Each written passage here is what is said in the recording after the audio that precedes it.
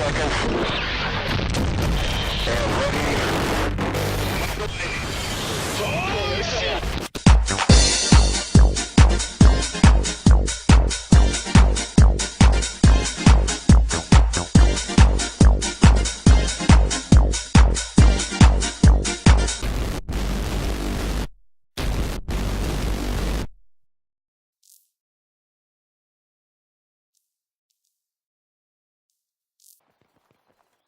What is going on, guys? It's Billy the Kid here, and this is a Battlefield 3 commentary for you guys.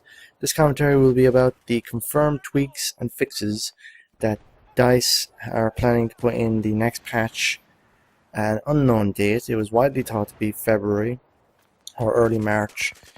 They have released a statement saying that that was not an official release date, and that was just a calculated guess, I suppose you could say. But we currently don't know when the next patch is coming out. Hopefully soon, maybe early March, possibly mid-March, late March, I'm not too sure. But anyway, this is going to be a commentary about the confirmed tweaks and fixes they put out yesterday in a statement. And I'll put the link in the description of this video of the article where you can go and read all the tweaks and fixes, because there are a lot of them, lads, a lot of them. But this is going to be a handful, I suppose, of the major ones that everybody's talking about, so let's get right down to it.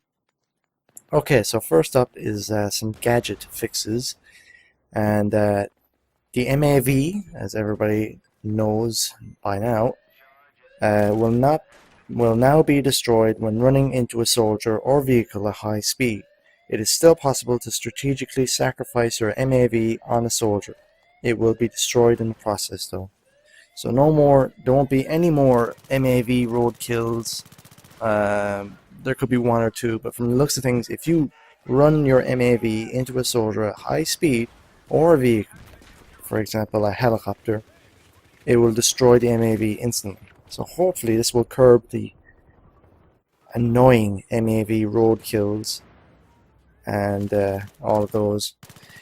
Second up is the MAV can no longer be used as an elevator.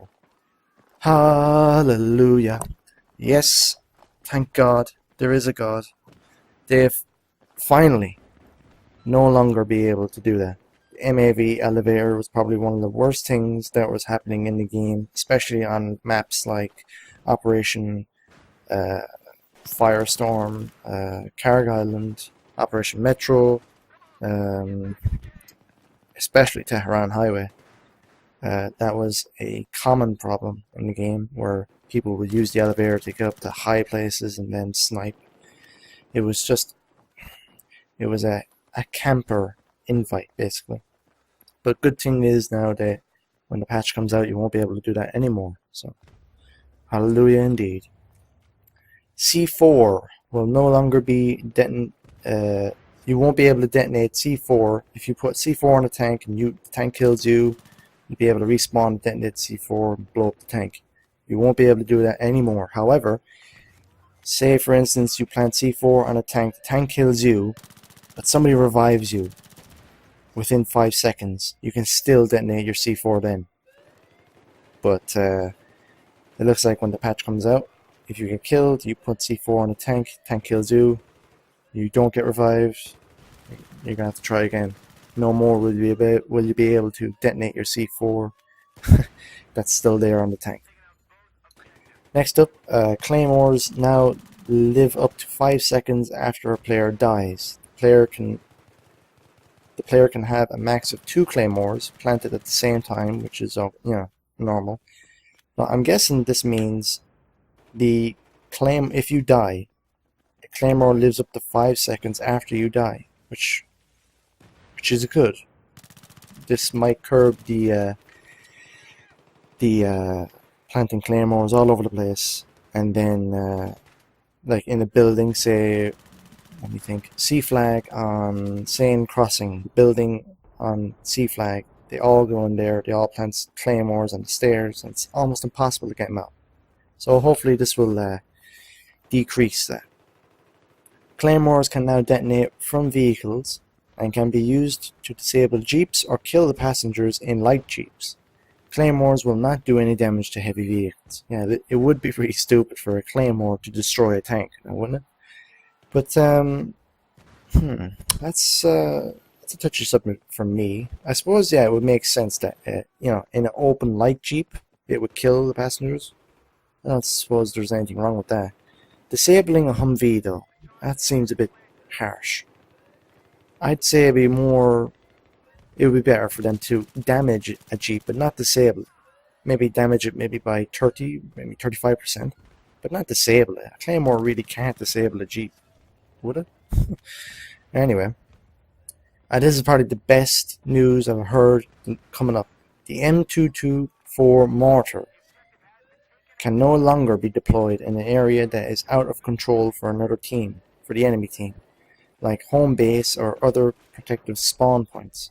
So no longer will you be able to put up a spawn point, say at the start of a match, for example in, what one is that? Grand Bazaar, Rush. You're the attacking team, and somebody puts the mortar out in the spawn point in which the enemy can't get in. You can't do that anymore once the patch comes out. So that's very good news. It should encourage everybody to attack and not sit back and be a mortar guy, which is pretty good.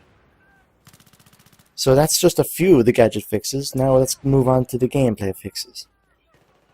First up is players now get up from prone slightly faster, allowing better odds of getting away from a grenade or a threat when they're prone on the ground. That's pretty good. If a grenade, I've had a lot of times when I'm on the ground trying to arm an MCOM and a grenade comes over and I'm desperately tapping the L3, or what was it? I can't remember. Is it the L3 button or the R3 button? I think it's R3. Or the L3. No, it's L3. L3.